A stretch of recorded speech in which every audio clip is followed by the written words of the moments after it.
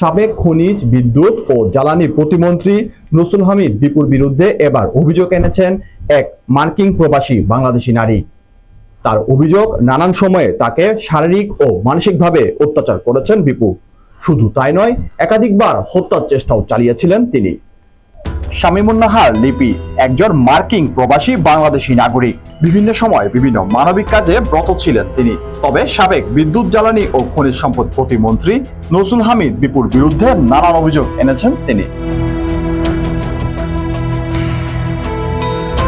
ভুক্তভোগী ওই নারীর অভিযোগ, বিগত 15 বছর ধরে তাকে শারীরিক মানসিক অত্যাচার করে আসছে বিপু। একাধিকবার হত্যা চেষ্টাও করেছিলেন তিনি।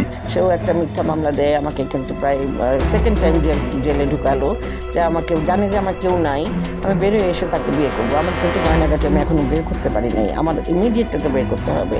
আমার উপরে 34 বার হত্যার চেষ্টা এবং ছিনতাই, তোমার এই 11 মাসে 8 বার ছিনতাই হয়েছে। ফোন ছিনতাই করে নিয়ে যায়, কারণ ফোনে অনেক কিছু থাকে। আমার ছেলের অনেক লেখা ছিল, প্রধান আমেরিকান এমবেসির লেখা ছিল, এগুলো সব চলে গেছে। চেষ্টা করছি, ওই পাসওয়ার্ডটাই ভুলে গেছি, যে জন্য আনতে পারছি না। প্লাস আমার ছোট ছেলের নামে ভুয়া লেখা বের করে একটা দলিল তৈরি করে এখনও সেটা সব জায়গায় ছড়াই বেড়াচ্ছে। দলিলের মধ্যে আমার থাইরয়েড রিপোর্টকে মাদক রিপোর্ট বানায়, আমাকে দেখাচ্ছে যে আমি মাদক সাম্রাজ্যী, যেখানে তোমরা তো জানো আমি কে। এবং আমার ছোট ছেলেটাকে চিঠি দিয়ে দেখাচ্ছে, ছোট ছেলে যেটা নিজে লিখে পাঠিয়েছে, যে এই ইমেলও আমার নাই, লেখাও আমার না।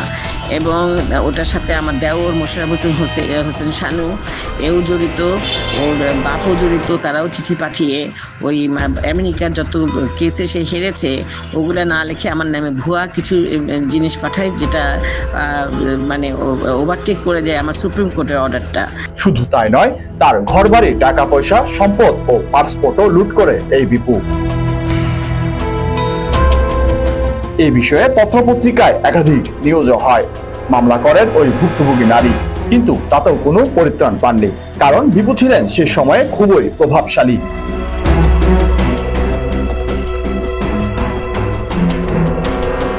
শুধু তাই নয়, ভুক্তভোগীর ছেলে সাফায়েত মাহমুদ ফারাজিকেও বিপু তার লোকজন দিয়ে হত্যা করেছে বলে অভিযোগ সেই নারী।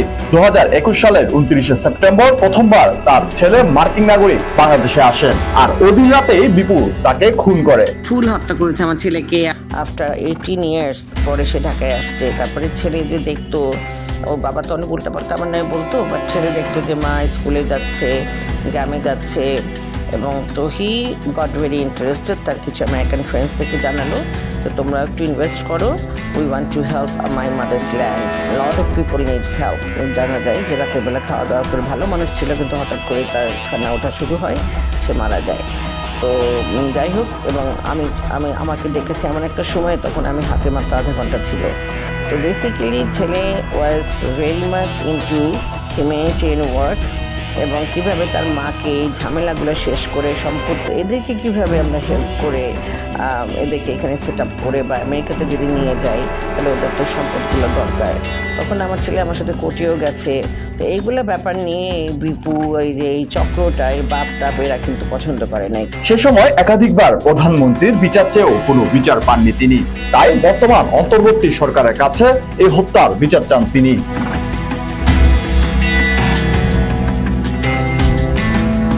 ইসা মোহাম্মদ, বাংলা ধারা।